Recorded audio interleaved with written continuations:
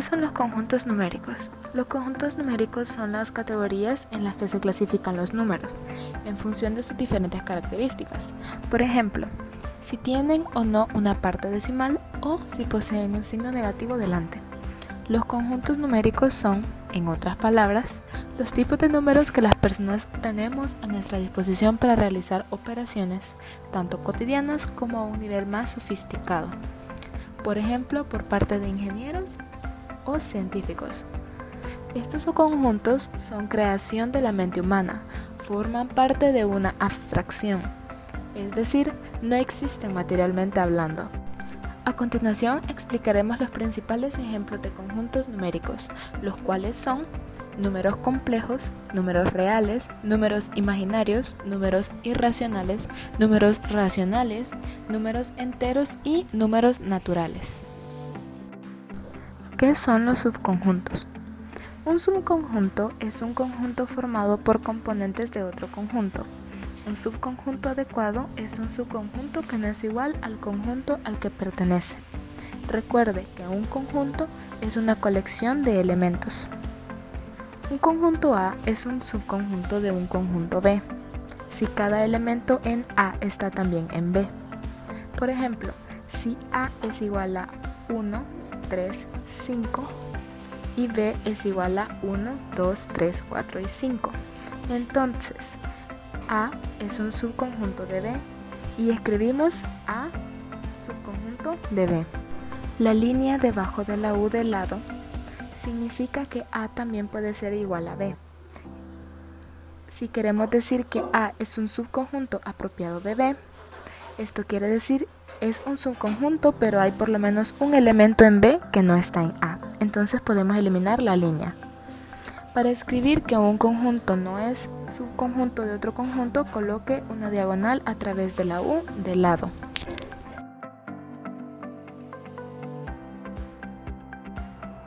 Iniciamos con el primer ejemplo acerca de conjuntos.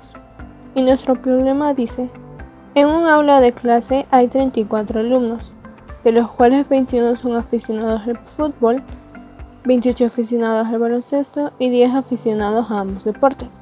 Luego se nos dan dos preguntas, que dicen: ¿cuántos son aficionados a ninguno de los deportes? ¿Y a cuántos estudiantes les gusta solo un deporte? Ahora debemos de determinar nuestros datos. Se dice que en un aula de clase hay 34 alumnos. Aquí es donde encontramos el conjunto universal, es decir, aquel que abarca todos los demás conjuntos, los cuales son 21, 28 y 10. Antes de responder las preguntas, realizaremos, para comprender de manera mejor, un gráfico de diagrama. Determinaremos los datos para el gráfico de diagrama, donde encontramos fuera del gráfico, que significa todos los estudiantes, es decir, el conjunto universal. Luego tenemos F del lado del conjunto donde se encuentran los aficionados por el fútbol y G donde se encuentran los aficionados por el baloncesto. Colocaremos 10 como intermedio, ya que a 10 estudiantes les gustan ambos deportes. Luego colocamos los datos correspondientes en el gráfico de diagrama. Se preguntarán ¿por qué no puse 21 en donde se encuentra el conjunto por los aficionados al fútbol? Y es que al tener 10 como intermedio, no es necesario poner los 21, ya que hay 10 incluidos. Entonces restamos 10 a 21 y quedan 11. Igualmente en el conjunto por los aficionados al baloncesto, los cuales son 18 según el problema, pero ya que hay 10, colocamos nada más 8. Ahora que ya sabemos los datos que tienen que ir en cada conjunto, los sumaremos y veremos si estos dan 34.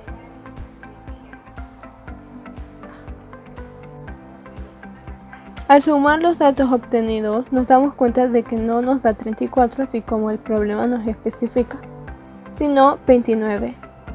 Eso quiere decir que los 5 restantes son los que no son aficionados a ninguno de los deportes y lo colocamos afuera donde se encuentran los conjuntos. Ya determinado nuestro resultado, respondemos: 5 no son aficionados a ningún deporte.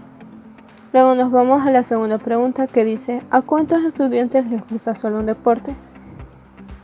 Y es que según nuestro gráfico de diagrama, 11 son aficionados solo al fútbol y 8 solo al baloncesto. Entonces respondemos que 19 son aficionados solo a un deporte. Y es así como concluye nuestro primer ejemplo sobre los conjuntos.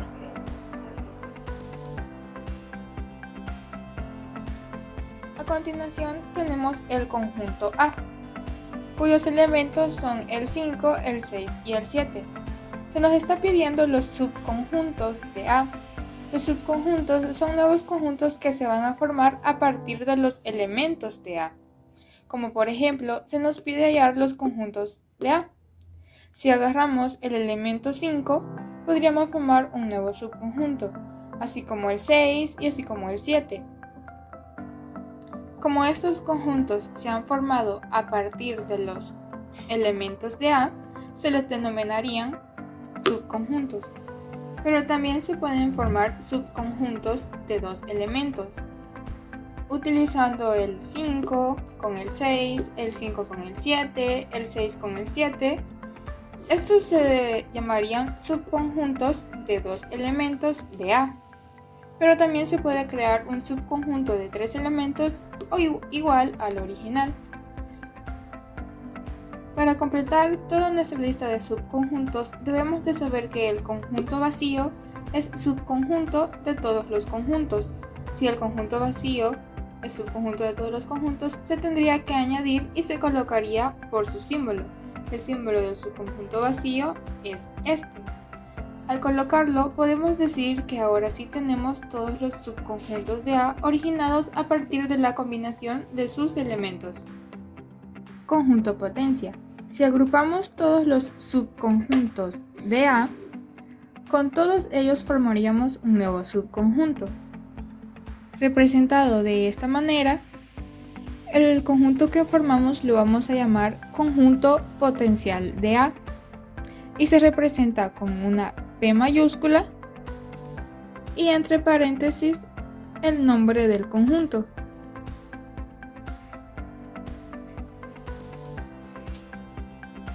De esta manera representamos el conjunto potencial de A.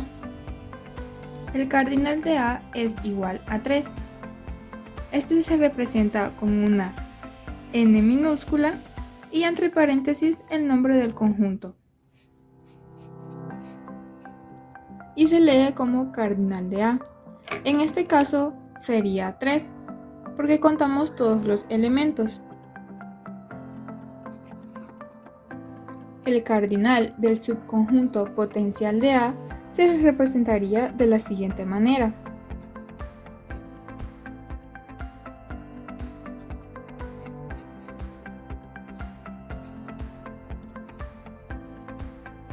Cada uno de los subconjuntos del conjunto potencial representa un elemento para el conjunto potencial y este sería igual a 8.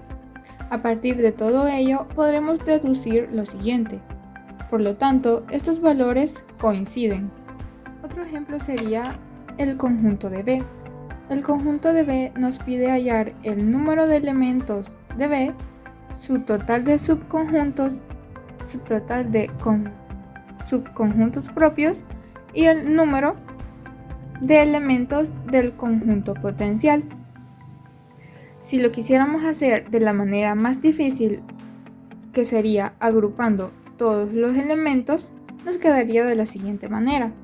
Los subconjuntos formados por un elemento, los subconjuntos formados por dos elementos y los subconjuntos formados por 3 elementos, como también el conjunto que se forma igual a este, nunca olvidándonos del símbolo del conjunto vacío.